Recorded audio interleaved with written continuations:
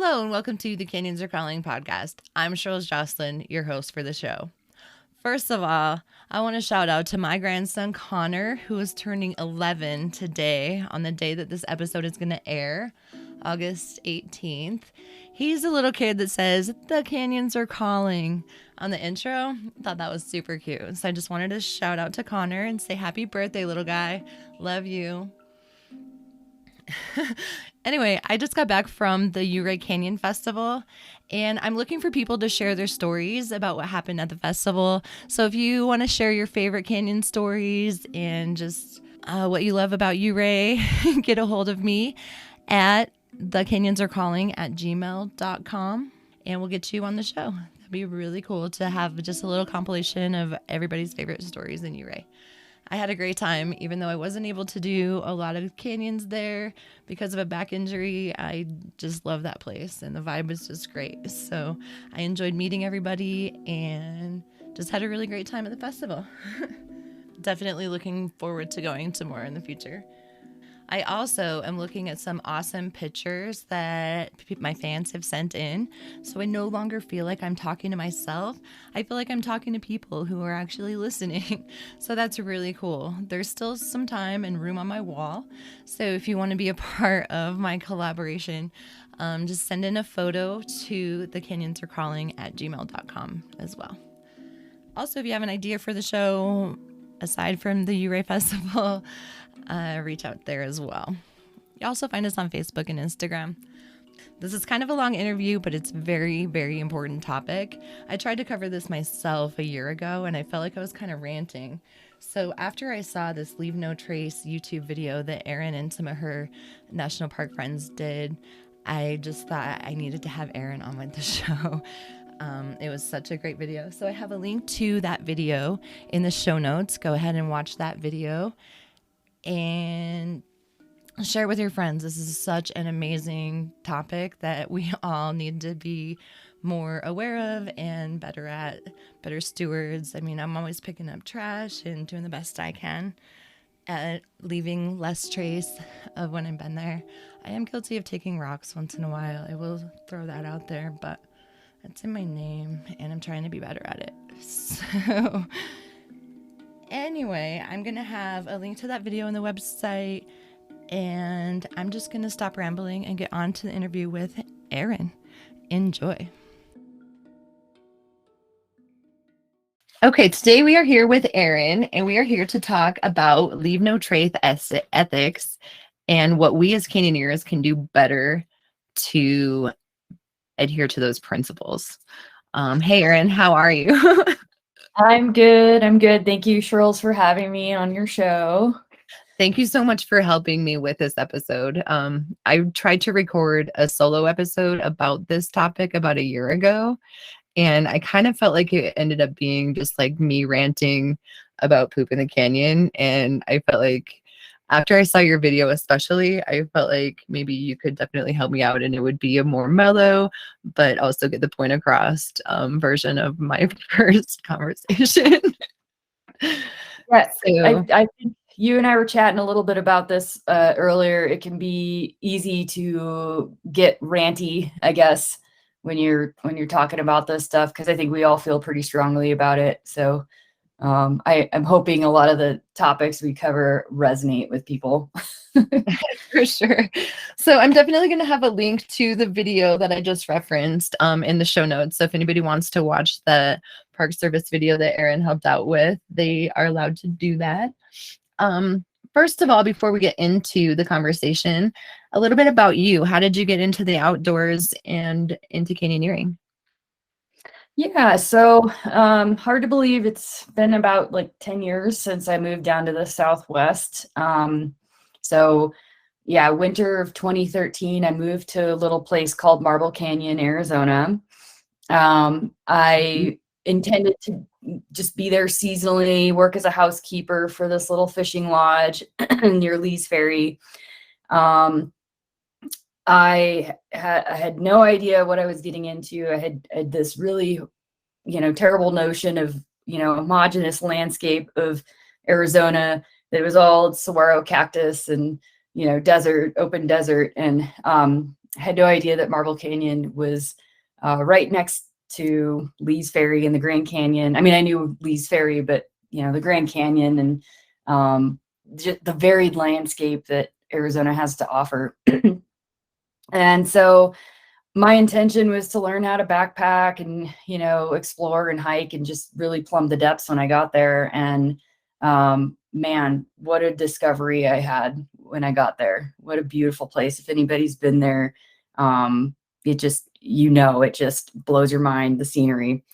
So I became obsessed with traveling routes down to the Colorado River. And then I quickly ran out of routes that didn't require ropes.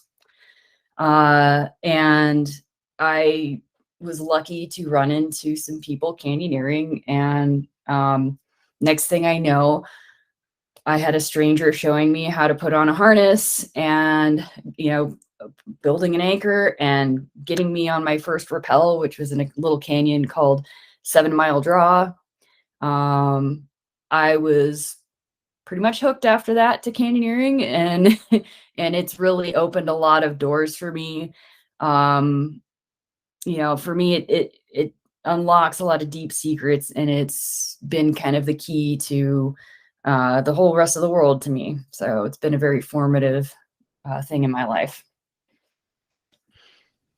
Very awesome. The only canyons I've done down in that area are Soap and Badger. Mm-hmm. They're Yeah, pretty I would. I got to the point where just to keep myself, up to practice, I would go do those canyons solo, which I don't recommend. But, but it's like I had done those canyons probably over a dozen times. Wow. Yeah. So, how long have you worked for the Park Service? So I've been a public servant for about 8 years. I worked for the Park Service seasonally and then became permanent, for the biggest chunk of that. And then over the last year, I actually switched over to the BLM, and I now work for Grand Staircase Escalante as a backcountry ranger. Very awesome. What does minimal impact and leave no trace mean, and how can we as canyoneers do a better job at this? Awesome. So I think it's pretty impossible to leave like zero trace, right? Like they say, leave no trace, but we're always going to like leave footprints or some kind of sign that we've been in a place. But so for me, it's about leaving things as natural as you can, like allowing the natural processes to continue, without us. We do this for the resource, right? Which is the place that we're recreating in. But we also do that for each other, right? Because, well, I can go into the reasons. And minimum impact refers to the practices that we use. So for instance, if I have a choice of having a campfire or not having a campfire, you balance like which of the two is the least amount of impact, right? Obviously, having a fire is a huge impact. All these choices, they have a ripple effect on the land and in our community. And I think that people who consider themselves canyoneers, like and leaders, it's important for us to lead by example. Canyoneering is kind of a rather new hobby, or some people call it a sport, but it's really accessible to new folks compared to a lot of other things. The challenge in Leave No Trace canyoneering is communicating the minimum impact practices that we should be using to the people that come in from the outside. We have a pretty insular community of canyoneers, and I think a lot of the folks who consider themselves canyoneers kind of know a lot of that stuff, right? I find that to be the culture, but then you've got a lot of new people and occasional canyoneers that come in and they don't know that stuff. So that's the challenge, to get those principles to people. So you may already be familiar with it. Leave No Trace is this whole big organization, and they have 7 principles, right? So if it's okay with you, Charles, I'm going to go through those principles. Yes, definitely. Quickly. Yeah, for sure. So the first one is plan ahead and prepare. I think canyoneers really need to especially heed this one. This has a lot to do with search and rescue. A lot of incidents, have search and rescue incidents have a wide array of impacts, because what ends up happening is, leaving an imprint or leaving a trace on the canyon. That doesn't matter when you need to go save somebody's life, right? So they're going to put in bolts. They're going to put in, there's going to be a ton of people searching, footprints everywhere. Maybe even county people will bring in ATVs, stuff like that. It can really, really have a heavy impact when we have to go look for somebody. Helicopters too, all that stuff. You're responsible for knowing the regulations where you're going, and then also for thinking ahead, right? Being prepared, having the right equipment to get through the canyon, packing things that are for emergency situations like headlamps, and figuring out contingencies for getting out of there, and self-rescuing, because that in the end is going to be the safest thing for you, and then it's also going to leave the least amount of impact. So that's plan ahead and prepare, and we can go into that a little bit more because search and rescue is its whole big thing. The second principle is to camp and travel on durable surfaces. So we want to use well-established trails when they're available, and then we want to avoid stepping on biological soil crust. Charles, do you know what biological soil crust is?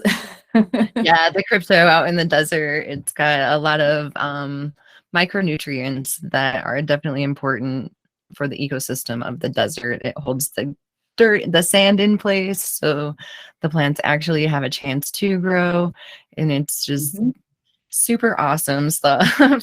It looks like crusty little sand castles, but it's very important. Very important for If you watch the Leave No Trace video, there's some really good footage of that. I think one of my fellow rangers described it. It looks like little tiny castles. But it's something that I think we take for granted. Folks that live out here in the desert, we get used to what that is. And I think it's worth having that conversation with your group. Like, hey, do you guys know what biological soil crust is, or crypto? Like, this is what it looks like. Don't step on it. And if people don't know, if they want to know the why, it's good to know what it is and what it does for us. And so you did a really good explanation. It gives larger plants an ability to grow. It gives them something to root, start in. It conserves the moisture in the soil. It's a nice covering, so dust isn't blowing everywhere. So it does a lot of good things, and they're still studying it and trying to understand it better, because it's really like this big community of like different organisms that creates that stuff. It's pretty cool. I would love to look at it through a microscope. That would be so cool. Yeah, totally.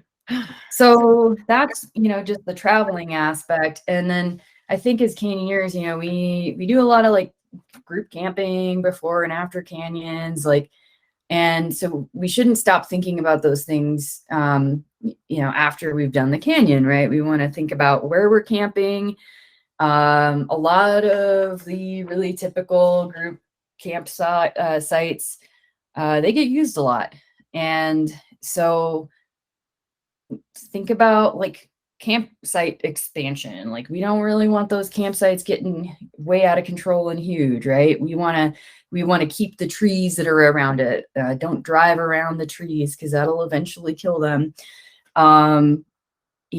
Think about packable human waste systems. If you're going to have a big group out there and that's a pretty heavily used campsite, chances are there's going to be a lot of like human waste already like around in the peripheries, right? So maybe pack out your human waste using either wag bags or like a groover system, which is a common system people use on the rivers. Those, you can get them cleaned out. You can rent them from different places. So there's a lot of options for that. So that's the second principle. Third principle, dispose of waste properly. So this one should be really simple, right? What you bring into the backcountry with you should go out. It doesn't matter if it's organic material. I can't tell you how many mummified orange peels I've picked up in the desert, those things don't rot, right? And they don't belong there. Do oranges grow out here? They do not. Right. So, and don't burn your trash. I know that's a pretty common thing, and a lot of people grow up doing that, and maybe that was common back in the day, but take your stuff, take it back out with you. And I challenge people to, not just take it back into like the national park dumpster where you're at, or like the small town that's like at the footstep to the, the monument or wherever you're recreating. Take it all the way back, because eventually it's going to have to go there anyway. And so think about all the fuel and the energy and the resources that it takes to ship the trash out of the park and then back to the big city dumpsters, that you could have done that yourself. So that's just my personal challenge for anybody. Yeah, But there's at a the lot very of times when you're leaving the national forests, like you notice the dumpsters are just overflowing and people will just still throw their trash on the ground or all over the place. And then animals get into it, the wind blows and it's everywhere. So yeah, the more responsible thing is to just bring it home with you. Bring it all the way home. And I know sometimes trash is really smelly, and so it's not always ideal. But I feel like it's the least we can do to keep it for keep it out of the animals and keep it away from being a huge mess. And it's good for us and for the environment. So and then same thing, I talked about like the human waste bags, like WAG bags. That also goes along with it. Like if you can pack that stuff out, then that isn't going into the places that you're recreating, right? Yeah. So the fourth principle is leave what you find. So that's all about like letting other people have that moment of discovery, right? Don't take rocks, plants, or archaeological artifacts from the places where you find them. Think about where you go and where you've been. Sometimes we track invasive species. That's part of this principle as well. Lake Powell, if you're out in Lake Powell boating and doing canyons out there, they have a huge quagga mussel problem. Make sure that you clean your equipment, you drain and dry your boats, like, before you go out to the next place, right? And I think we can do a better job of that with canyons as well. Russian thistle, cheatgrass, goat heads, everybody's favorite, that stuff's out there and we're spreading it around. So cleaning your equipment is a huge part of that. Fifth principle is to minimize campfire impact. And I have to say, if you've ever had to make a campfire or a fire pit go away and look like it never existed, you'd probably never have a fire. Campfires are prohibited in a lot of places, so you really need to know like where you should be having a fire. And these days we have a lot of fire restrictions, especially. So that goes into that plan ahead and prepare first principle. But sometimes it's just nice to not have a fire. Like enjoy the night sky where you are. Out here in the monument, we have incredible night skies. And sometimes it's fun to just sit back and stargaze together instead of sitting around a big smoky fire, right? And if you really have to sit around something that glows, fun little trick, put a headlamp in a water bottle, or you can get one of those little Lucy light things. There's lots of options other than having campfires. For sure. Yeah, I think, am I on number 6? So number 6 is respecting wildlife. So you want to keep a distance from wildlife. Be aware that a lot of animals actually live in canyons. There's raptors, rodents. I've seen bighorn sheep, all kinds of animals in there. Even our approaches are a habitat for something. So just be aware, like we're visitors, right? Never feed animals on accident or on purpose. So keep an eye on your stuff. Like you might probably have snacks in your backpack. You don't want to leave that unattended.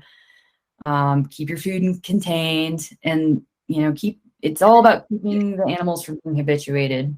Yeah, especially at the subway with the ravens because the ravens know where people like to put their pack when they go take the pictures. And I've seen them unzip the backpack and get the Cliff Bar out and fly away. Like ravens Well, are that's a smart. really that's a really polite raven there. I'll tell you that. Like I have I've also seen it seen at the them in waves. zippers. They're very smart. I've also seen them peck holes in backpacks, and same thing with squirrels. Like Mhm. there are a couple places where squirrels are really bad. I think, Temple of Sinawava is one of them in Zion. And then you've got Overlanding. the south rim of the Grand Canyon can be pretty bad. And you just watch the behavior of these animals. And that's totally 100% on us. We made them into those little monsters. Yeah, So there if was you want, one time I did Angel's Landing and I like not realizing it was one of the first times, probably 15 years ago in the desert. And so my friend and I decided that we could just stash our backpacks on a tree. And then that way we would be able to hike the whole way. And I put my snacks were in a dry bag and I just attached those to my belt, thank God. But when we got back to our backpacks, the chipmunks had like totally eaten through our backpacks to try to get to our snacks. And luckily there was nothing in there. Mhm. But yeah, they totally destroyed my backpack. Oh yeah, and I've seen them get into tents and stuff too. And it's if they Yeah. smell anything that smells like food, if they're that habituated, they're gonna go for it. So like a wrapper or something. And then, Yep. that's just out here in the Southwest, like, that's just rodents and ravens, right? But I Yeah. worked in the Sierra and there's bears, and you really need to be careful in some of those bear areas where they're super habituated too. And yes, they have a very heightened sense of smell. I'd seen bears go after toothpaste before. So Wow. just, yeah, yeah. So really be aware of where you're at, how busy it is. If it's a really popular area with, day use and everything, you're probably going to have some habituated animals. Um, so just plan on that. Like plan on like taking your snacks with you. Don't leave your bags unattended. If you're going to a more remote area, like think about being more the preventative aspect of that. Like you don't want it to turn into that day use area. So like you Yeah, still want to follow those principles. You probably can be a little more lax, but you just got to be careful. So for all sure. right, and then are we ready for the very final one, the seventh principle? Yes. I think this one's super, super, like it's kind of like plan ahead and prepare. This is the one that everything that leads up to it like feeds into it, and that's being considerate of other visitors. So I think we can all agree it's a really big deal in canyoneering because it's a group sport, right? Um, I think about that feeling I had in my first canyon, that feeling of awe and wonder of being in a place where not very many people have gone. And that goes away when we leave behind trash or damage like rope grooves. And it also goes beyond being just considerate amongst ourselves. There are other folks sometimes on approaches or they're coming to the bottom of the canyons. I know if those who canyoneer in Zion have experienced that probably. So we're intersecting with other users as well. So we want to think about being quiet and allowing people to have that experience of solitude. Don't blast music on a speaker when you're hiking in and out of a place, screaming and yelling in the canyon, hooting and hollering, all of that stuff carries, right? And so that's impacting the animals, that's impacting other users. Some people go to these places for the quiet and the solitude and to experience that, like, wow, I get to go to this amazing place and not many people come here and get to see this. So being considerate is huge. Another thing would be like letting faster parties play through, right? Like so you can take your time. And then also you can kind of lump into this like your anchor placements and stuff. Like if this is a trade route, am I putting this anchor in a place that makes the most sense? Is this going to cause any like permanent damage to the canyon, like rope grooving? Is there an option for a courtesy, that kind of stuff? That's all lumped into that. So that's the 7 principles that Leave No Trace has. And what's really awesome is the Leave No Trace Center actually has like information relevant to canyoneering out there now. I mean, they have for a few years, and I think they're still kind of fine tuning it because again, it's like kind of a new sport, but you can go to their website, and maybe when we're done with this, I can give you the link, and they have some resource for all this stuff.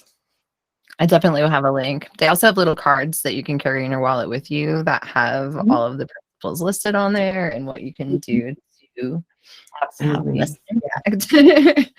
Exactly. Yeah, I also know. Oh, we talk about that later in the canyon. Well, maybe we could just talk about it now. Like, how can we help reduce rope grooves in the canyons? You mentioned that a little bit ago. Yeah. So Aside there's some from really placement. What's that? Aside from anchor placement, I suppose. Oh yeah. So it's funny, like rope grooving is kind of turned into like the poster child for canyoneering impacts. Like I think everybody like knows what that is, who is a canyoneer, right? And like, and we talk about it, and I think that's really awesome. And we have these discussions and conversations. You know, and which principle does that affect? I think mostly it's the 7th principle, being considerate of other visitors, right?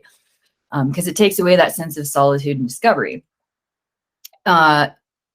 If we can also affect it can also affect the safety too. I haven't seen very many canyons get like this, but like say Spry in Zion, you know, we've all seen the pictures of that comb, and right. know what can happen if you get a carabiner like stuck there, like you're not going to get your rope out. So safety is another consideration with that. So, you know, obviously anchor placement's kind of the number one thing you should look at, right? Sometimes you don't really have a whole lot of choices. And you need to consider safety above everything, right? And the terrain is all part of that. Setting, you know, safety kind of dictates you set it far back from the edge in a lot of cases. So what you can do in that case is look at where the rope is kind of wearing, where it might start putting in a groove, and pad that area. You can use like a rope bag or like a pot shot, anything that is going to curb that abrasion. Because even rappelling is going to cause a little bit of back and forth friction that's going to rub those wear points. And then, of course, the last person takes that padding out, and that's the only impact you're going to have. When you pull the rope, especially in those situations where the anchor is really far back, you want to make sure and back way up as far as you can, so you can actually kind of see the end of the webbing where the rope is going through. If you can see it, then you'll know that it's probably not going to be rubbing, the rope's not going to be rubbing on an edge when you pull it, and then you just pull it nice and smooth. That's better for the rope too, so that it's not abrading the rope the whole way that you're pulling, you know, because if you're rubbing on the rock, like that's basically you're putting sandpaper through your whole rope, right? If you back up a little bit, that's definitely going to be less abrasion on your rope and better for the rock. And that's another point to make too, you know, like not every canyon is the same, obviously. Like these considerations, like sandstone is a very soft material. And not every canyon is in sandstone on the Colorado Plateau. True. So like when I'm in Grand Canyon, it's typically limestone, and I don't really need to be worrying so much about the rope grooves. It doesn't like the rope isn't going to into the limestone like it does with the sandstone. So, is limestone sharp though, so it will cut the rope? It can be, yeah. So that's a good point. When you're in a canyon that's all limestone, a lot of times the limestone's pretty polished. but you can get these features in it sometimes that are harder, a little more erosion resistant.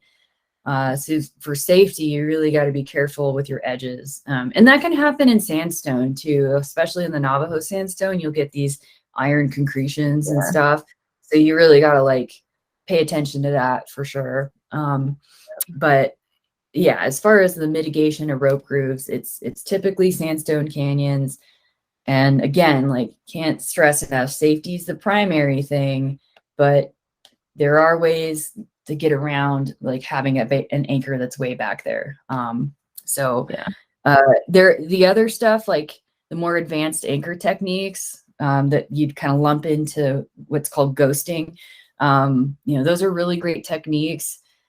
You really need to be careful and learn those from somebody who knows what they're doing. I would recommend taking a class to really learn the techniques and what are the hazards with it, because with all of that, you're accepting an additional risk. So, but those are really great ways to prevent rope grooving.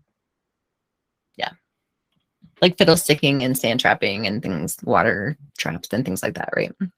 Yeah. Okay. Anything else that we can do for rope grooves in canyons? I think that kind of covers the stuff that the basic stuff, other than, what you'd mentioned with the ghosting techniques. And, again, I won't go into those just because, those are very specific and advanced. Yeah. They are definitely more advanced and definitely things that you want to learn from people that know what they're doing, not from YouTube, for sure. How can we lower our search and rescue impacts? Yeah. So remember that first principle, the plan and prepare. Plan and prepare. Yep. And again, I think canyoneers, like, people who consider themselves canyoneers and like that they do a lot of this stuff. I think they do a pretty good job of that first principle. There's always room for improvement. But I think the bulk of incidents occur due to lack of experience or overconfidence in leadership. So I think we have an excellent opportunity as canyoneers because it's a group activity generally. Some people are kind of lone wolf out there, not super recommended, that you're taking on quite a bit of risk when you do that. Yeah, for sure. But most of us are out in a group. And so it's all about like engineering a culture of safety within that group, right? Everybody needs to be paying attention to their surroundings, not just the leader. Everyone's got to be able to have the agency to call a no-go situation. The challenge, I think, exists the most in promoting this mindset with new people. They'll come in to a group of experienced folks and just kind of like get into that follow mode, right? But I think everybody, especially new people, they need to be asking questions, right? Like, how does this work? Like, why are we doing this? Is this the safest option? That's all part of that culture of safety. And then there's also groups of people that are all new and have all come from another maybe activity and kind of think they know, but they may not. And that's going to be the biggest challenge, right? Getting that culture of safety message through to those folks is hard. So I try to like think of myself as an ambassador, right? A little bit. I try to pay it forward because I have benefited from the experiences of others, like taking me out a lot. And I think that is one of the ways that we can kind of confront that challenge, is to go out with new people and show them these things and show them what a culture of safety is about. And then that kind of spreads, right? Like then they'll go out with their new groups and they'll form their groups and that'll spread. So I think, that's another challenge I have for people, is like, it's really easy for us to get into our little insular groups, but like we've all benefited from other people's experiences. And I think it's super important to pay that forward, especially if we care about the canyons, and how they're being impacted, like show somebody else the right way, right? Yeah, So that's well said. I will often host skills days. I try to do one in the spring and one in the fall. And it's just because I've been taught so much by people. So I just try to teach back. And it's just a group of people. We all get together, teach other people what we know. that's And awesome. one time a kid shows up without a helmet and he was like, "Oh, I didn't know we needed a helmet, whatever." And I was like, "I have an extra one over in my bucket over there." And Yep. I've watched this guy progress over the last 2 years. And now he won't let anyone in his group without a helmet, which is Oh, really, that's really wonderful. cool. It's like, That's love to it's be the spread. helmet Nazi, but it's so important. I mean, brain injuries are horrible. Yeah. Yeah. Yeah, and a helmet, Irreversible. I think people don't understand, like, why exactly we use helmets in canyoneering. Like, maybe they think, "Oh, I'm not gonna fall," or, and that's great, but, we're more concerned, like, again, it's a group activity, right? And we're in a canyon where things are constantly eroding and falling down, and we've got ropes involved, and there's all kinds of loose debris. I've seen some crazy stuff happen. You think you're in a pretty solid, safe situation, and then all of a sudden you've got rocks falling down over your head. Helmets are so, so, so important. And I'm glad that you were able to get that person to, Yeah. like, understand that. That's really cool. My husband had never worn a helmet until we first met either. So, and Yeah. now we own several. So, Yeah. yeah, helmets are Yeah. important. Yeah. Like, I think there's, like, definitely, like, I get the whole argument of like, this is a risk I'm taking for myself, but in a canyoneering group, like, if you get injured, that's gonna have an impact on everybody, and Mhm. safety too. So And there's I totally. also things like not even when you're just rappelling, but I used to always take my helmet off when we would get to the last rappel and spry. And then I would do the whole boulder field without my helmet on. And I heard a story where a lady like fell off of one of those boulders and Oh, she luckily still had her helmet on. And so all that happened was she broke her wrist, but she did hit her head when she was falling. And so had she not had her helmet on, it could have been way worse than a broken wrist. oh And yeah. so I have I will wear my helmet in the boulder field of Pine Creek now and spry and approaches, and yeah, not only when I'm rappelling, but Yeah. it's safe more I, I've often. seen I've seen a lot of that more and more, and I think that that's a smart thing to do in anything, class 3 terrain and up, right? Like, that really, Yeah. like, loose and steep terrain. And I think mountaineering and climbing, I think they do that as well. It's a common practice, and I think that's really smart. Very cool. Yeah. Another thing I want to say about plan and prepare, because this is something that I don't do, that I'm trying to be more aware of. But I heard Mhm. in a different search and rescue podcast where they mentioned that you need to give your contact person your plan and where you're going to be, because that helps in search and rescue situations often. And I know, like, every time I get a park permit from Zion or wherever, I have my mom listed as my primary go-to person or whatever, emergency contact. And I rarely tell her my plans that day. So if Yeah. anything happened, she would have no clue where I was. So I'm trying to be more, give her my plans. This is what Canyon we're doing. This is when we are supposed to be out. This is, our thing for the day. Because sometimes if your beacon goes off, it can ping to a different canyon, and search and Mhm. rescue may not know where you are. They might think that you're in Behunin when you're actually in Heaps or something like Mhm. that. So Yeah, it's that's important pretty for your common. emergency Yeah. contact to know. Yeah, so those know that those are really useful tools, but they're not perfect, and they're really, a lot more accurate when you are not surrounded by steep, deep canyon walls. So having one of those PLBs is great, but having one that you can actually text with is even better, because then a party member can actually be more specific about where you are. Um, and I think the technology has gotten so much better, and that's so great, because it, it can take a really long time to get to somebody, even if you do know where they are. So that's huge. And you brought up a really, really good point of, and I tell this to not just canyoneers, anybody who's recreating, especially in a really, we got a lot of remote areas of the monument out here, many of them without any kind of cell signal, and having an emergency contact that is not in your party. Yes, that's important. And then making sure that person knows when you're going to come out and when to expect you, and be realistic about that too, because it doesn't hurt to have an overabundance of caution, but sometimes, folks will call and maybe people have been overdue for like an hour or something. And, so, be reasonable about it too. Say, hey, Mom, if you don't hear from me, this is a long canyon. We might come out in the dark.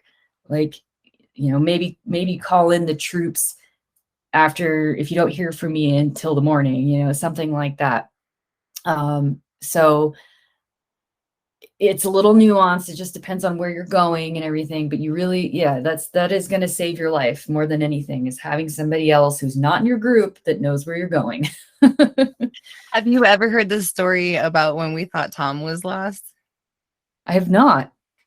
Anyway, lack of communication. He didn't show up. Well, the parties didn't meet each other, and they were Northwash area, so no cell service, couldn't connect.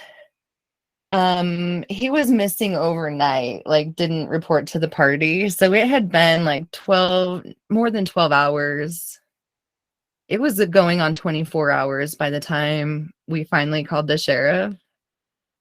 And first they're like, he's not in jail, which was great. And then they checked hospitals and no accidents had been formed, but he didn't even know he was lost. He didn't meet them at the camp. And so he was like, well, I'm just going to do a hike then. So he went hiking and was pulling into Hanksville later that afternoon when I finally called him for like the 85th time and he answered. And now he has an inReach where he can text people and stuff, which is really, really great. But yes, sometimes we as people who don't know that what's going on will panic when the other person doesn't even know they're missing. So had I waited, maybe 36 hours instead of 24, he totally would have been fine. You know what I mean? Right.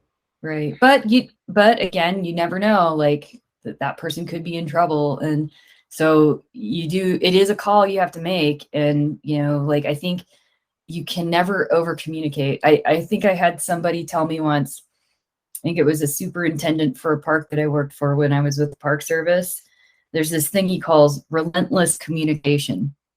And that's, just hammer it home. Like, this is what I'm doing. This is where I'm going. Like, I'm going to, if I don't do this, then I'm going to do that. Like, I think if you can just communicate all that stuff to the people that you're going to meet or your loved ones, like, that's going to save your life if anything happens. And it's, going to keep them from maybe thinking the worst, right? So relentless communication. Think about that. I love that.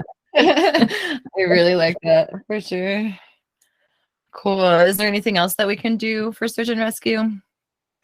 There's always more. But like I like to have a little a little meeting before heading into a canyon and just make sure that we're all on the same page and talk about weather, make sure everybody's checked on the weather.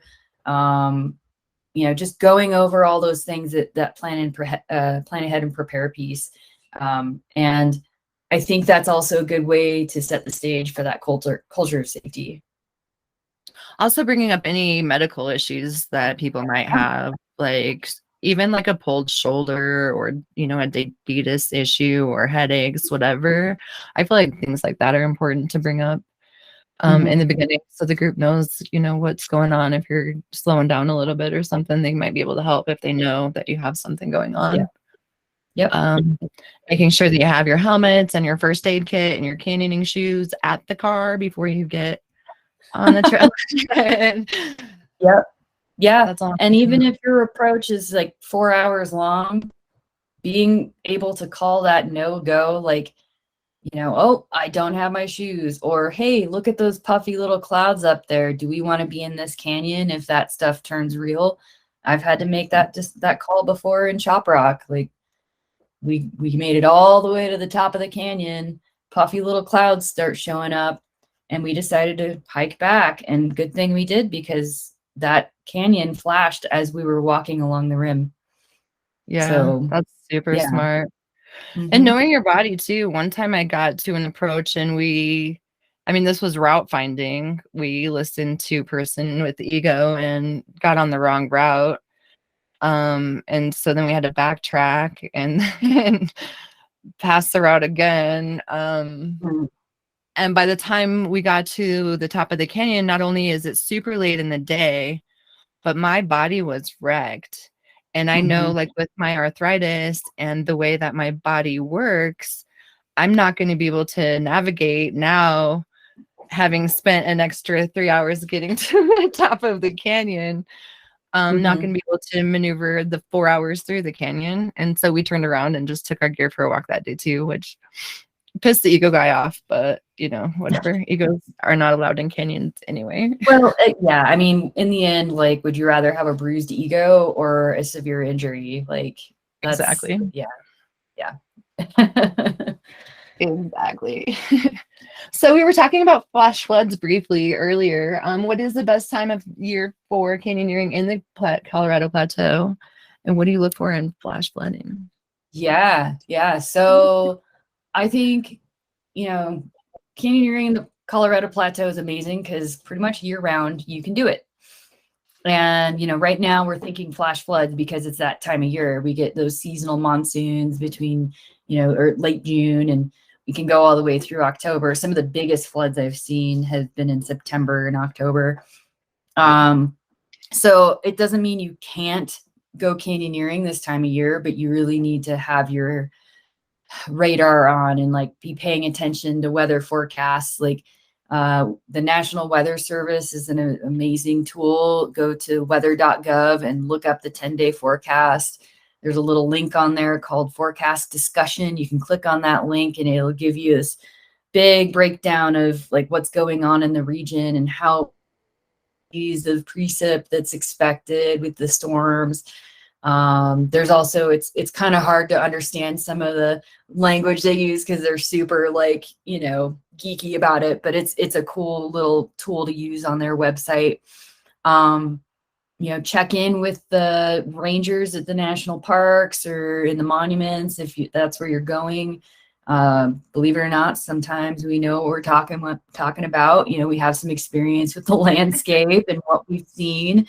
Maybe it's not going to flood today, but it has recently, and the conditions have changed. There's mud in the canyon. That happens a lot for us out here on the monument.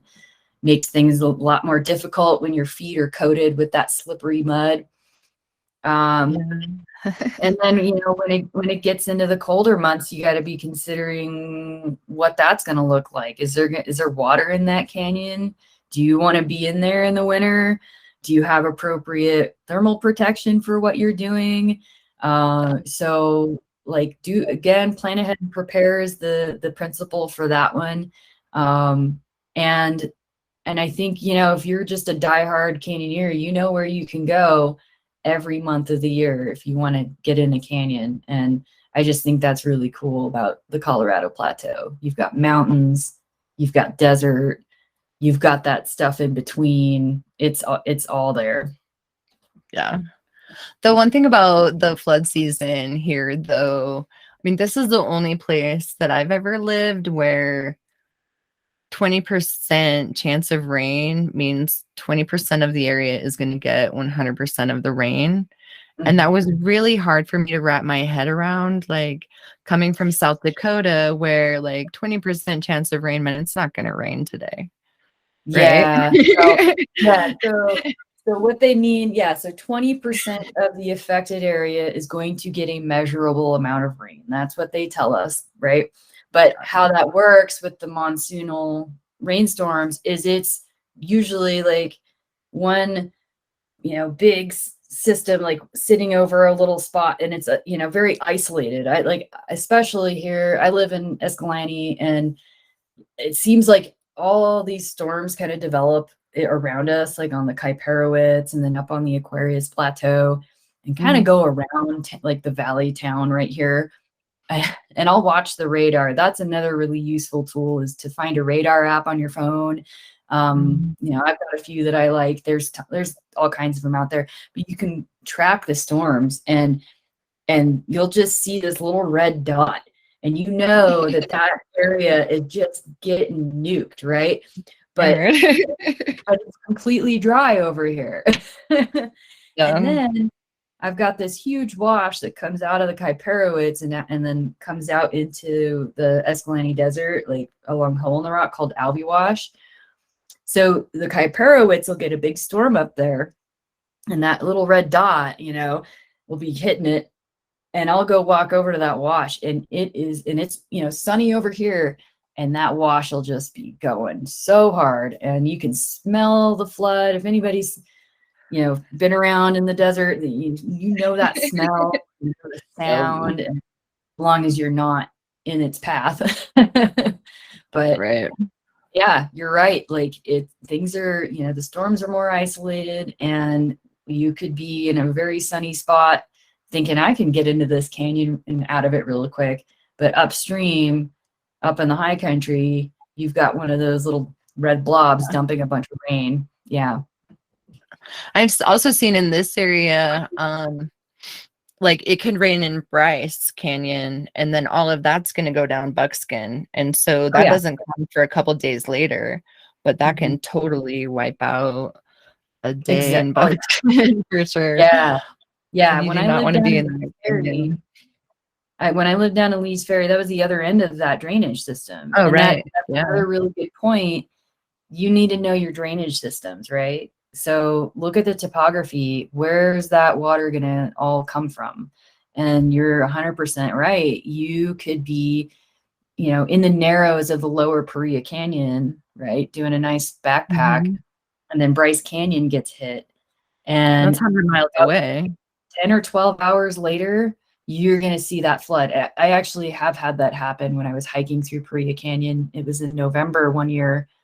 And yeah, this storm hit upstream, and it flashed overnight. We were thankfully in high ground where we were camping, but I yeah, and the think I river heard came about up. your story because I remember hearing about some people that were Well, camping at night when it flashed. yeah, I think that happens to a lot of people. I Okay. have heard of, yeah, people getting stranded in there. And the nice thing about that is, if you can get to high ground, if you know flood's coming, you get to high ground and you're in a good safe space, just wait it out. You know, eventually they'll go down, just because, you know, like we were saying, the ephemeral, like isolated nature of those storms, it's going to go down again eventually, but you just have to wait it out. Yeah. We usually just get like a downpour of rain for like 10, 20 minutes and then it's done. It's Yep. bright and sunny again. Yep. Exactly. So weird. Yep. It's fun. What wildlife do we encounter in canyons too? Yeah, I made a little list here because I knew you were going to ask me that. And I was like, I know I see all these animals. What have I seen? So I've got my list here. I've seen bighorn sheep. When I first moved to Marble Canyon, I didn't know what it was at the time, but I saw it. I now know it was a pronghorn antelope, which is a wild thing to see in Marble Canyon because they're not out there. But I saw a Uh, pronghorn. I have seen Um, pronghorns on the lower, like that south end of little, what's it called? like, Rock House Valley. yeah. I've, that's the only place I've seen pronghorns there. That's Yeah, cool. there's a herd north of Flagstaff in like the Wapatki area. I'd see them out there a lot, but yeah, Marble Canyon on that side of the river, it's, I think, pretty rare. And so I got to see one of those. Awesome. Um, bobcats, coyotes, like all different kinds of venomous and non-venomous snakes, raptors like owls, hawks, falcons, eagles, rodents, ringtail cats, ravens, and just because you're not seeing that wildlife, if you're not lucky enough to see it, just know it's there. And I think, like, if you encounter it, awesome, take a photo. You really need to keep a distance as much as possible. And I think we talked a good amount about habituated wildlife and not feeding them, whether it's intentional or not. But it harms the animal and it can cause a nuisance to us. And I think it's really special when your encounter with wildlife is truly wild, right? Because like that is a wild animal in its habitat where it lives. We just need to be really good house guests is the way I look at it. Yeah, we came across a baby owlet one time in a canyon, and our first instinct was to try to give it water. Uh, I know, but that's so hard. yeah, and it was, kind of scared of us and stuff. So then we're finally like, let's just back up and, took some pictures and then left it alone. But I let a friend of mine that works for the BLM know that it was there. And some of the field office people went and checked it out. And they found 2 other babies, so 3 babies and a mama Mexican spotted owl in the canyon. And so their biggest hope was that the people would leave it alone because they could tell that the mom had been taking care of it. And eventually it could get wings and learn to fly. And it was a really cool experience to know that it was a Mexican spotted owl because they're not very common in that area. So that's really cool. Yeah, I think that's a protected species. And that's awesome that you had that resource and like you knew to do that. And I don't think like everybody's like lucky enough to have like a friend that they can talk to at a land management agency.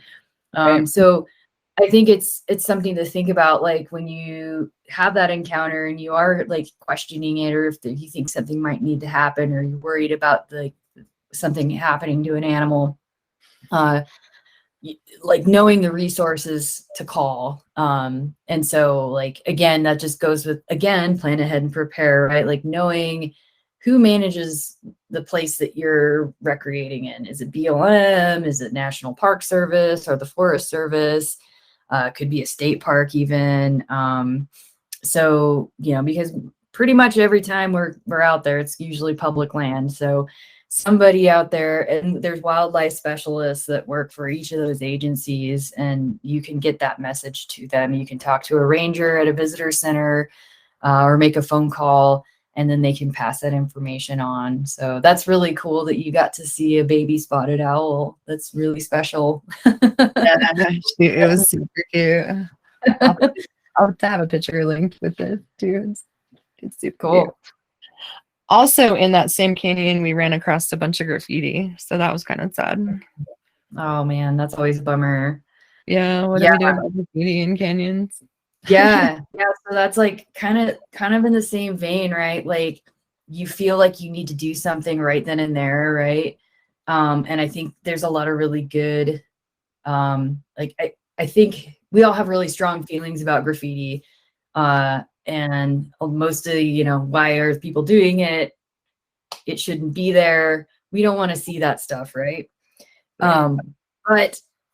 But who is the most qualified person to remove that graffiti? Is it you? Is it your friend? Like, probably not. And the biggest reason for that, and this is even myself as somebody who works for the land management agency, like I'm under scrutiny as well when I remove graffiti because of all the historic and the prehistoric rock art that's out there. So even if you're pretty sure that there's no prehistoric or historic rock art that's going to get damaged, the best thing to do is take a photo, get a waypoint, and then give that to a ranger or call it in. We will go out and take care of it because we need to document it. And then we've got special tools to remove it without leaving like heinous like scratch marks and big scrapes and stuff in the walls. And then if by chance it is near any other protected site, the archaeologists are going to want to document that as well. And they're the ones that are going to need to go in and remove it. Unfortunately, there are too many examples lately where well-meaning folks have seriously damaged some like irreplaceable rock art out there. And you know, I have had a lot of folks report stuff to me, and I'm super grateful for that. And you know, just continue to do that. Talk about graffiti with your group too. Like that could be part of your, you know, meeting. If you know you're going to be doing stuff, say around Lake Powell, or unfortunately around here where there is a lot of graffiti, especially in those really like heavily used areas, talk to your group and say, hey, like, I hope we're all on the same page about graffiti. We're not doing that. You know, and then if you see any, this is what we do when we report it. We're out there, especially BLM. I know it seems like you don't see a lot of BLM rangers, but my coworker and I, we talk about, you know, like when we're really doing our jobs well, you don't know it, right? So, because we're out there like erasing and so you may not see us and you may not notice, like, you know, we're not like building things, but we're actually kind of like out there cleaning up stuff, right? And graffiti is one of the— That's sad that you have to do that, but thank you for protecting our wild places. Well, and then like, you know, like it's not just us that protects these places, right? These are public lands, right? And so, you know, I think, and this is where I go off into my own little rant, we're all stewards. We're all stewards of these places, whether we like it or not, because we're out there using them, right? And I feel like there's a continuum of stewardship, and where you sit on that continuum is all up to you. And so you can be really awesome and really follow those leave no trace principles. But sometimes, like, you know, you're not always that great. Like, you know, I think we kind of slip and slide everywhere. And I think that's worth recognizing.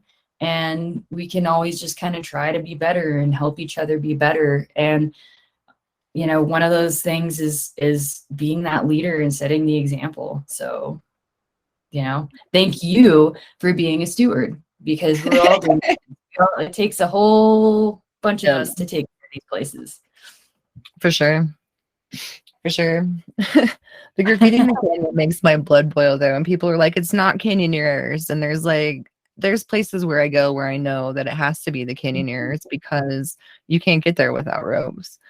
So, yeah, I guess, you know, maybe beginners having nothing to do while they're waiting for people to rappel, just get bored and have to put their Insta handle everywhere. But I think you hit the nail on the head there. I think it's boredom.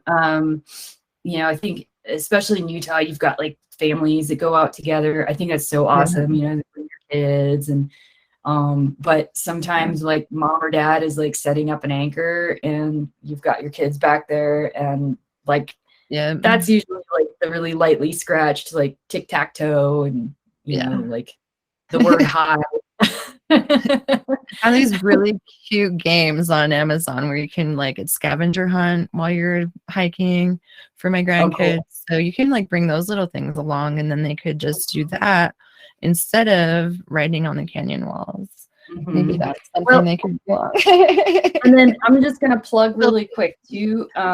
There are, if you really are passionate and you want to get out and like help us with stuff like graffiti removal, we have through our partner organization, Grand Staircase Escalante Partners, they have cultivated volunteers to come out and remove graffiti every now and then. And I can share with you at the end of this the link for them if you're interested in volunteering to come out and do graffiti removal. They do it pretty frequently, and they're usually they always come out with one of us rangers, so you can see what it's like to do that. Yeah, that would be fun to learn the process, like the proper way to get it. I know there's, you know, water included and whatever, but yeah, that would be really cool. So we talked about best ways to camp earlier, but what are the best places to camp if you're camping before a canyon trip? Best places. Well, I mean, so that's that camp on durable surfaces thing, right? So best places are going to be, campsites that have already been used, right? You're not like driving off of a dirt road and crunching a bunch of crypto and circling a bunch of trees. Oh, okay, I think this will work. Like you really want it to already have been an impacted area, and there's plenty of those out there. Bureau of Land Management, we have a ton of dispersed camping out there, lots of options. If you think about the group size that you're going to have, is it appropriate for the site that you've chosen? Maybe you need a bigger site, or if you just have a small group, try and save that bigger site for other people and take a smaller site. The packing out the human waste is probably that, and the campfires are the two major impacts associated with camping. And I would say, like, think ahead about that stuff. Be intentional. Bring wag bags. I just think I can't like drive that home more. Like carry them with you, just in case for, even if you're doing a day trip, but having them accessible in case you need them. If you're going to be out, like I know I've done this a million times, where you go out for like a week and you do a big camp out and then you hit all these canyons. That's a perfect time to bring a groover box. If anybody in your group is coming from a big city like Salt Lake, Flagstaff, Grand Junction, I know has them. You can rent a groover box, and like the beauty about it is you can bring it back and they'll clean it for you. That's incredible. Then it's all going into the sewage system. Yeah, they're amazing. I've been seeing a lot more land-based users bringing them along, and it's become a more common practice because there are some places that actually, like, say if you're going to Canyonlands, some of those campsites, they require that you pack out your waste now. And I think that's a really good move, because you start to run out of places to dig a cat hole, right? And that's something we're talking about too, is digging a cat hole. Like, how deep should your cat hole be? Where should you go? I talked to a Knowles instructor, oh gosh, a million years ago now, and his comment was, you start walking away from camp, and when you think you're far enough, you keep walking. Keep walking. I've heard that before. That's great. Yep. And do you dig a hole just out in the open? No, you probably want to go find a nice tree to fertilize. And how deep do you dig that hole? 6 to 8 inches. Make sure to cover that up really well. Don't just pick up a rock and then cover it with the rock. I have unfortunately had to clean up way too much human waste in my life now. and it's made me a big, obviously I'm quite passionate about it, because you think about like your own home, and like you wouldn't go like into your kitchen and leave behind your human waste in the kitchen, right? And that's kind of similar, like out in the wilds, like especially near like water sources and stuff, like you need to be at least like 300 feet away from a water source. It's a public health thing, and it's like, we again are visiting out there. It's like going to somebody's house and pooping on the floor. Not very nice. I can tell you, like one time I was at the first rappel in Pine Creek, and if you haven't done Pine Creek yet, you like climb down. I mean, there's an outhouse right there where you park and you put your wetsuit on or whatever, and you climb down a little bit, and then you kind of navigate through this little down climb, and there's usually a little swim. And then you get to the first rappel, and there was seriously a poop, like right outside of the water hole, like, because there was water in the pool. So on the little bit of dry land that there was, poop as you're climbing up to get onto the first rappel. And then I was like, in order to get to that spot, you have to be canyoneering. Like, there's no way a day hiker is going to get there. My friend has also come across poop and a pair of shorts in that same canyon. And it's like the first person could have backtracked, but bring a wag bag. Somebody in your group should have one. I always carry one just for that in canyon poop emergency. I have a shovel and a wag bag. Yeah, I think when there's an article of clothing left behind, that's an indication that there's an emergency. And I think a wag bag is a perfect, thing to have for those moments, because you never know when nature calls. Like, and a canyon especially is just, it's a horrible place for that to happen. I feel for anybody. I would be lying if I say I hadn't had my own emergencies before. Right.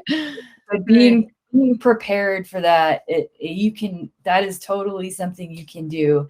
And it's being considerate of other people. It's plan ahead and prepare. It covers a lot of principles there with the leave no trace. So it's kudos also to you for being a wag bag user. I'm gonna throw this out there for those of you that don't give a shit about the leave no trace principles, but maybe you're into the Bible. Deuteronomy 23:13 says that you should carry a paddle at thy girdle, and when you sitteth down, you dig around it, and you bury what you when you relieve yourself. So check out Deuteronomy 23:13. The Bible's telling you to bury your shit. So that's another evidence that you're supposed to be burying your human waste. Obviously, this has been something that is an issue for humanity for a very, very, very long time. They have to have been. Not that I've read the Bible, but I found that and I thought it was hilarious. So anyway, moving on. How has social media influenced canyoneering? That's a big one.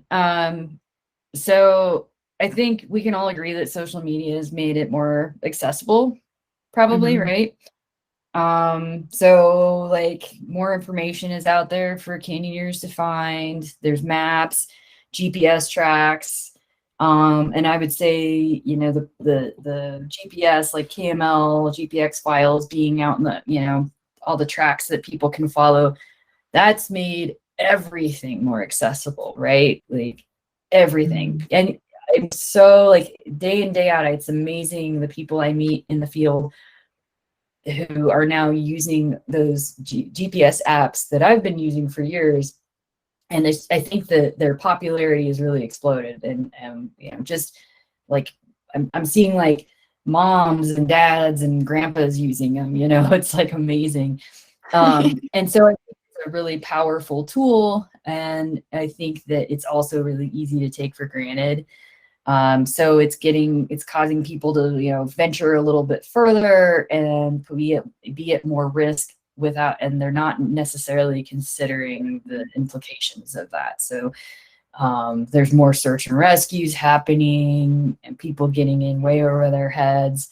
So that's a huge impact, not just to the canyoneering and community.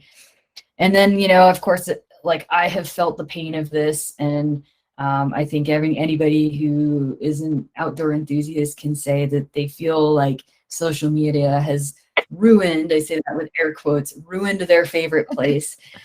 And, I think it's true. Like, again, that instant availability of information is making it easier for people to find your favorite place.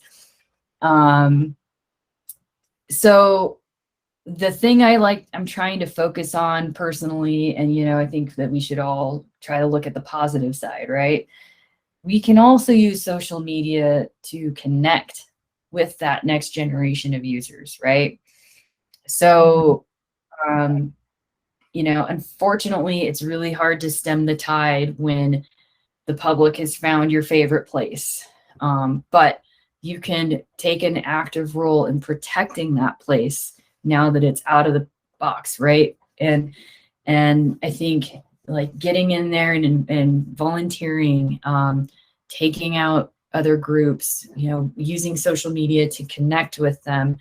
I think your podcast is an excellent example of outreach and kind of being active, right? I know that there's a huge social media presence within the canyoneering community, and I do kind of watch. I've been off social media lately, but I go on and I see the conversations that are happening, and sometimes they can get a little heated. People are very passionate about things, but I think we can all agree that these places need to be protected. And so having those conversations and being leaders about leave no trace in that social media presence, I think that is the positive way to look at social media, because it's here whether we like it or not.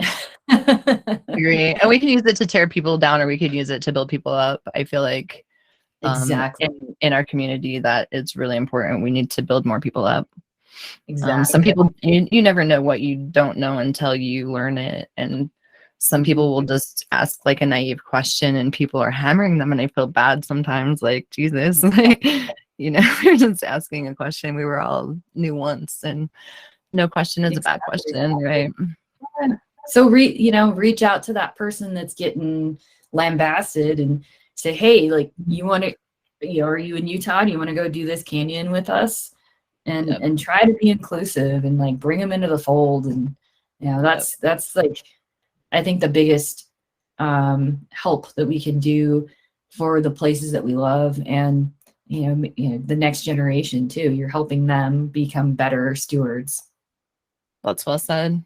I also like the one Facebook canyoneering group, Colorado Plateau Canyoneering Conditions, because people can put the canyons that they went through and the conditions that they found, and people can ask questions about conditions. People are wanting to know, right now, are the canyons full? Do you need a wetsuit? Things like that. And so I feel like that has been a very helpful resource. I'm glad that I think it was Stephen Dooney that started that page. So that's an awesome resource out there. Yeah. There are so many like Facebook pages. Right. Like, I think each region has their own canyoneering like page. Yeah. And there's so many pages. But I find that the conditions one is useful if you're looking for the plan and prepare stages of canyons. Yeah. And don't forget too, there are some old standbys out there. I think that Canyon Collective is still out there as a good resource. And I just heard that conditions.com is back up and running. Oh, Conditions. That's a good read. Yeah. Conditions is a good resource too. Yeah.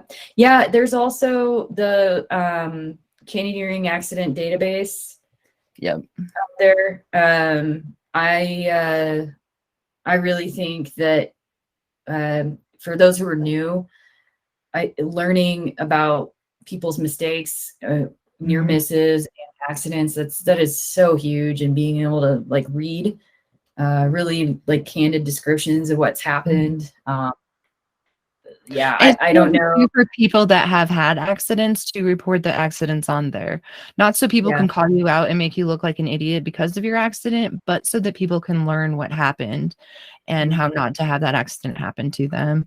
And that's kind of why I wanted to do the podcast and share the accident stories. Like, I don't want to ever make people feel stupid for having an accident, but just what can we all learn from them? And I think all of us have at least can say we've had a near miss, if not an accident itself. Right. And there's no room for hubris in this at all. No. Like, you should, that's that culture of safety again. Talk about your mistakes and how you can learn from them and be better, and sharing those mistakes makes it, other people don't have to make those mistakes to learn your lesson. Right. So that's really huge. So using those websites is great independently, but also like wrapping that into your culture of safety stuff when you're out with your canyoneering group. Huge ones. And like you mentioned before, like starting the day out with, this, everyone has this, we check the weather, we have our first aid kit, we have our ropes we need, we have all the gear we need.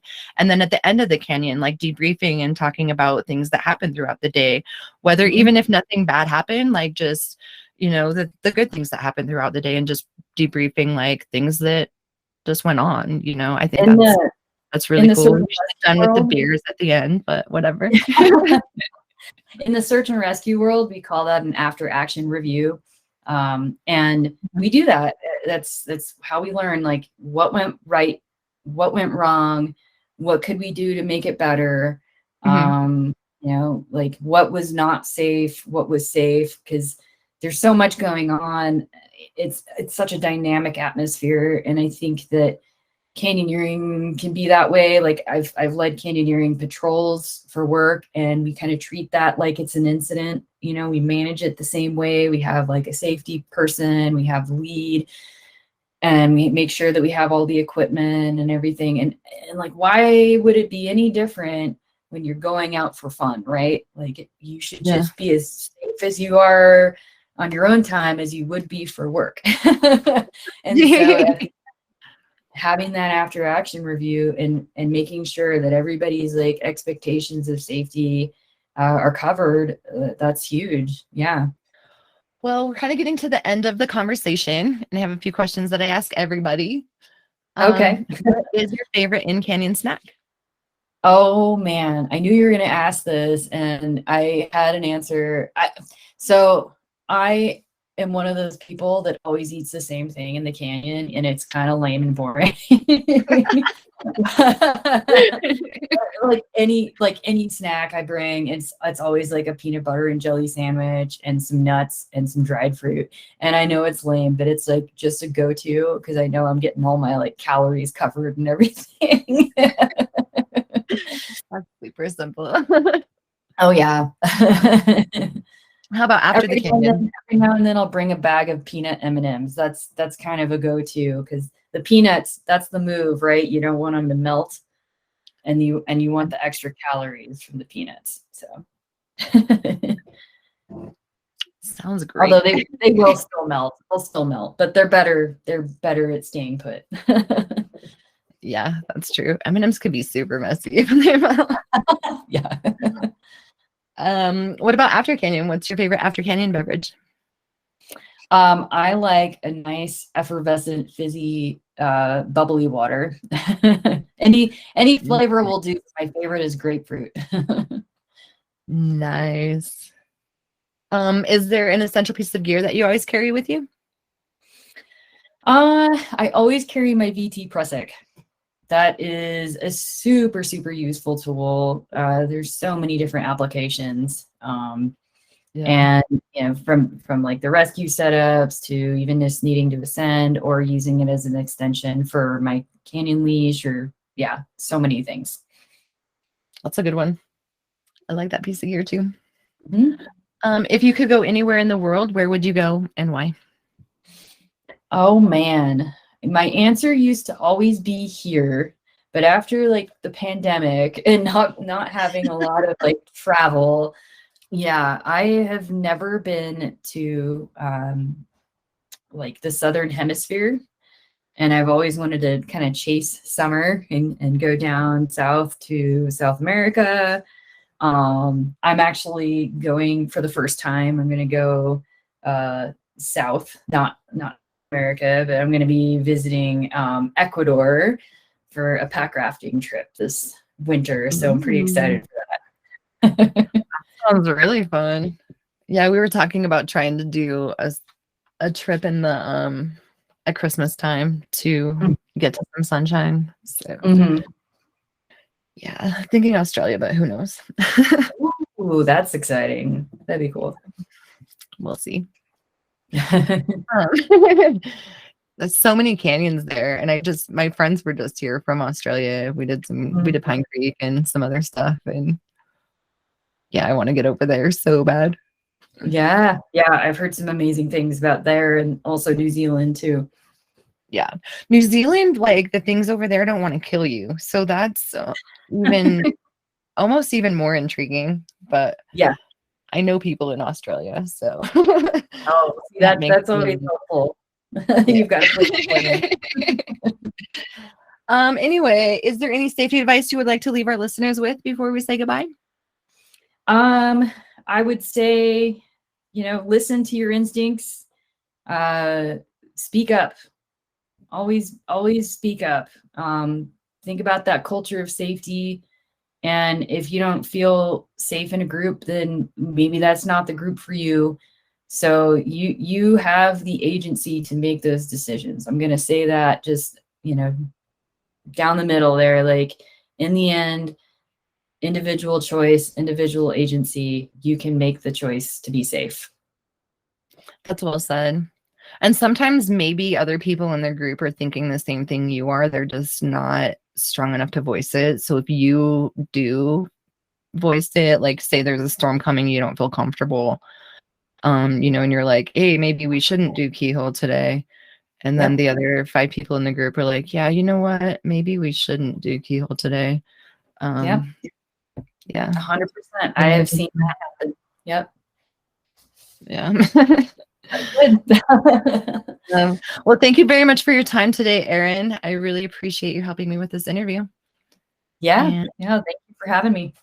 I feel like the canyons are calling. We should probably go. Oh, yeah. Sounds like fun. Okay, that concludes my interview with Erin and Leave No Trace. I really appreciate her willingness to come on and talk about these subjects. They're ones that we're super batshit passionate about, but it needs to be talked about. So there's less graffiti and less poop in the canyons, less driving off the road for no reason at campsites, all those things. I really appreciate your patience and your willingness to share this episode with your friends and be better stewards of the land. Anyway, I have links to the video, the Leave No Trace video that Erin was a part of, also for the Leave No Trace website. And I'm going to put links to the canyoneering resources that we have mentioned, the Canyon Collective, Conditions, and the Accident Database, the International Canyon Accident Database. Those will all have links in the show notes. I also want to mention a product that I'm a super fan of. It's called the Kula Cloth. It's a pee rag, and for those of you who've never heard of it, it's snaps together on one side, so it's just a really great product. I am going to have a link to that in the show notes as well for all you ladies out there. It just helps eliminate all of the pee or all of the toilet paper that you find around the trees. That drives me absolutely insane. If more people would use pea cloths, that would be helpful. So check out the Kula Cloth. I'm going to have a link to them. They are absolutely not a sponsor of the show of any kind. I'm just a really big fan of their product and wish that more people would use them. So I want to get their word out. Anyway, if you like this show, please rate it and review it on Apple or Spotify now. You can do that. That really helps people find out about the show and that it's a good listen. Also, canyoneering's best done with friends, so please share it with your friend. Also, check out my website. I've got some beer glasses and stickers and some dog tug toys on there. Also, some little bit of ropes so you can just practice tying knots and things like that. So check that out. It's thecanyonsarecalling.com. If you have an idea for the show or just want to reach out and say hello, it's thecanyonsarecalling@gmail.com. You can find us on Facebook, The Canyons Are Calling, or on Instagram, Canyons Are Calling. If you enjoy the music in the background, shout out to Z the Handpan Man. You can also find links to his website in the show notes. Tig Booth wrote the very introduction of the podcast. And also my grandkids. Shout out one more time to Connor. Happy birthday, little bud. The canyons are calling. I gotta go.